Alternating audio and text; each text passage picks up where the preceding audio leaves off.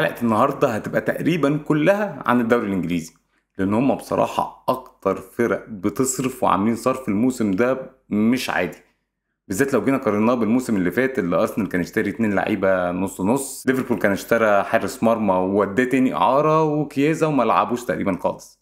ولكن الموسم ده فرقة زي ساندرلاند مثلا اللي لسه طالعة الدوري الانجليزي لحد دلوقتي صارفة 99 مليون يورو، والرقم ده اكتر من كل فرق الدوري الاسباني على بعض. ففي الحلقة دي بالذات هركز على اكتر فرقتين مرشحين ان هم يكسبوا الدوري الانجليزي وهم ليفربول وارسنال، وهتوقع توقع كده على محمد صلاح مش هيعجبكم وهيضايق ناس كتير مني، ولكن التوقع ده مبني على الاحصائيات التنبؤية اللي خلتني الموسم اللي فات اقول كام توقع كده غريب ولكنهم حصلوا. باريس سان جيرمان بعد ما النجوم كلها مشيت، مبابي نيمار ميسي، ان من غيرهم يكسبها طبعا هتكون مفاجأة. مانشستر سيتي مش بس مش هيكسب دوري الابطال السنة دي، ولكن اتوقع انه مش هيكسب حتى دوري انجلترا، دول كمان هيطلعوا تالت مش تاني زيهم بقى كده. اتوقع ان ريال مدريد مش هيكسب حاجة الموسم الجاي. هنبدأ كده بمين هيكسب الدوري. شركة اوبتا ومعظم شركات الرهانات بتقول ان ليفربول عنده اكتر نسبة للفوز بالدوري، وده كلام منطقي جدا. وبيجي بعده ارسنال وبعدين مانشستر سيتي. وانا هزود ان لو ليفربول فعلا راحوا اشتروا الكسندر ايزاك فنسبتهم في الفوز بالدوري ممكن توصل لاكتر من 80%. عموما بحب جدا لما اجي ابص على صفقات الفرق اشوف لها كده خطة واضحة وصريحة. يعني مثلا ليفربول خسر واحد من احسن صناع اللعب في العالم في ترينت الكسندر ارنولد، فما راحوا شاريين فلوريان فيرتس اللي يعتبر من احسن صناع اللعب في العالم هو كمان، ولكن في مركز مختلف، ومعاها تجديد كامل تقريبا لخط الهجوم. ارسنال الموسم اللي فات كان عندهم مشكلتين كبار جدا، ان عدد وجودة تصويباتهم على الجون قليلة جدا، وان لما واحد زي ساكا مثلا مهم جدا في الفريق بيتصاب ملوش بديل في نفس المستوى. راحوا جابوا اكتر مهاجم بيشوط شوط على الجون في اوروبا كلها، ونوني مدويكي كبديل لساكا ب 50 مليون يورو. اما تشيلسي بصراحة خطتهم في الصفقات واضحة جدا، هما بيشتروا اي لاعب مضفر شعره بجد. صفقاتهم غريبة وكتير جدا. تخيلوا ان جارال هاتو اخر لعيب تشيلسي عمل معاه صفقة ده كانت الصفقة 49 لتشيلسي في اخر 4 سنين بس. لو قارنا الكلام ده مثلا بمانشستر يونايتد هنلاقي ان لو رجعنا 49 صفقة هنرجع لموسم 2014 لما اشتروا اندر هيريرا. وليفربول نفس القصة، لو رجعنا ب 49 صفقة هنلاقيها كانت في 2015 وكان ناثانيال كلاين. ولكن واضح جدا اللي تشيلسي بيعمله ده نجح. يعني كسبوا كاس العالم للانديه مع انها بطوله انا شايفها يعني اي كلام، ولكن مستواهم بيتحسن، وكمان اللعيبه اللي هم مش عايزينها بيبيعوها وباسعار عاليه. فخليني ساكت لغايه ما اشوف هيحصل. لكن قبل ما اخش في الكلام على ليفربول هقول التوقع اللي قلت لكم مش هيعجبكم. نفس الاحصائيات والارقام التنبؤيه اللي خلتني الموسم اللي فات اقول التوقعات بتاعتي هي نفسها اللي بتقول ان محمد صلاح غالبا الموسم ده في الدوري مش هيسجل الا ما بين 15 ل 18 جون بس. قبل ما تقفلوا وتزعلوا انا ليه بقول كده؟ 3 اسباب. اولهم ان الموسم ده لاول مره كاس الامم هتيجي في ميعاد مختلف ما بين نص ديسمبر لنص يناير، وزي ما انتم عارفين الفتره دي بيتلعب فيها ماتشات كتير جدا في الدوري الانجليزي. يعني وارد جدا ان على حسب مصر هتعمل ايه في كاس الامم صلاح ممكن يفوت ما بين 6 ل 9 ماتشات في الدوري لليفربول.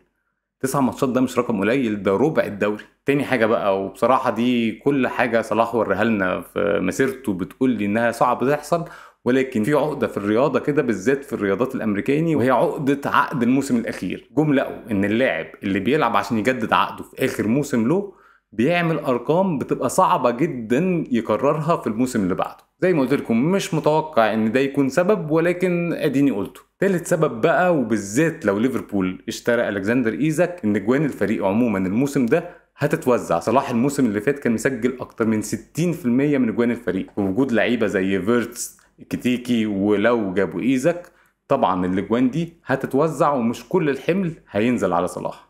كل الارقام دي بتقوله ان انت من الاخر كده لو ناوي تجيب صلاح في الفانتسي بلاش. طب ايه مشكله ليفربول الموسم الجاي والسبب اللي ممكن يخليهم ما يكسبوش الدوري؟ في رايي المشكله هتكون دفاعيه.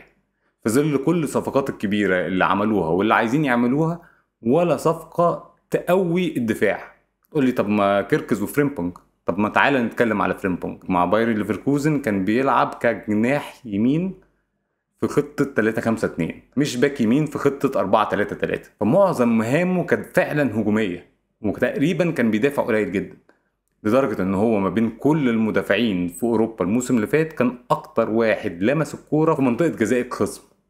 وعشان كده انا متوقع ان فريمبونج هنشوف منه شغل خطير في الهجوم، ولكن اتوقع ان هيسيب وراه شوارع. ولكن على الناحيه التانية لازم اقول ان هجوم ليفربول ده يقدر يعوض اي جون تدخل فيه. يعني لو دخل فيهم بسبب ضعف الدفاع شويه جونين، هجومهم ده بالذات لو جابوا ايزاك يقدر يجيب 5 مستريح.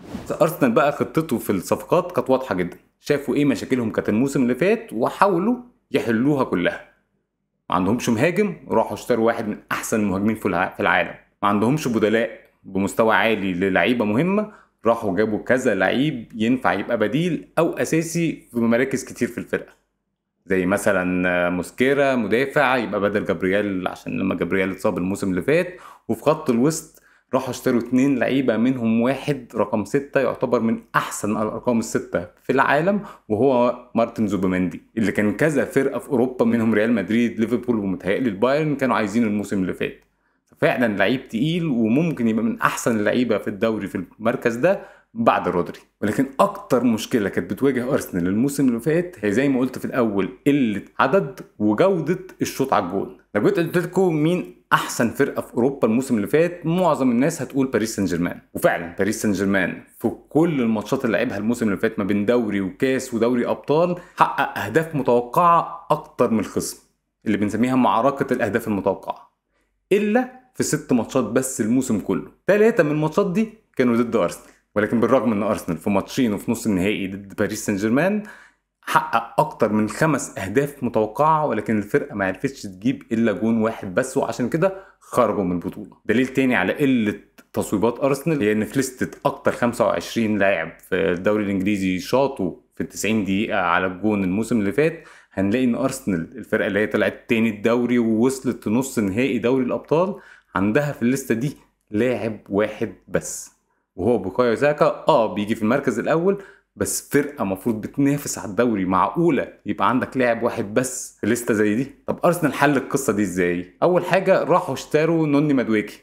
لو بصيت كده على الليسته هتلاقي ان مادويكي ده بيجي في المركز الرابع في الليسته دي، وفي كلام بقاله كتير معرفش بقى هيحصل ولا لا ان هم كمان بيفاوضوا عايزين يجيبوا إبريتشي ازي من كريستال بالاس اللي برضه موجود على نفس الليسته دي. ولكن الاهم من كل ده ان هم راحوا اشتروا فيكتور جوكريش اللي كان الموسم اللي فات مع سبورتنج لشبونه بيشوط اكتر من 4 شوط على الجون في الماتش، وطبعا كان هداف اوروبا وبفارق كبير عن مبابي. طب هل صفقه جوكريش دي معناها ان ارسنال كده خلاص حل مشاكله الهجوميه وبقى عنده فرصه كبيره انه يكسب الدوري؟ والله صعبه، لان على ناحيه جوكريش كان بيلعب في دوري ضعيف. يعني معظم شركات الإحصاء بتقول إن بعيد عن الفرق الثلاثة الكبيرة في دوري البرتغال، باقي الفرق مستواها مش حتى الشامبيونشيب في انجلترا ولكن دوري درجة ثالثة في انجلترا. فهل جوكرش يقدر يعمل أرقامه الكبيرة دي قدام فرق ومدافعين أقوى؟ هيبان. لكن بقى الناحية التانية اللي ممكن تطمن شوية إن أرسنال بكل مشاكله الموسم اللي فات وكل الإصابات لعب 14 ماتش والمهاجم بتاعه ميكال ميرينو، لاعب خط وسط عمره ما كان في حياته قبل كده لاعب مهاجم. ولكن في ال 14 ماتش دول ميرينو سجل 8 تجوان. هل يعني صعب ان لاعب زي جوكرش مهاجم صريح ما يبقاش اول لاعب يسجل لارسنال اكتر من 20 جون من 6 سنين ايام اوباميانج في 2018-19؟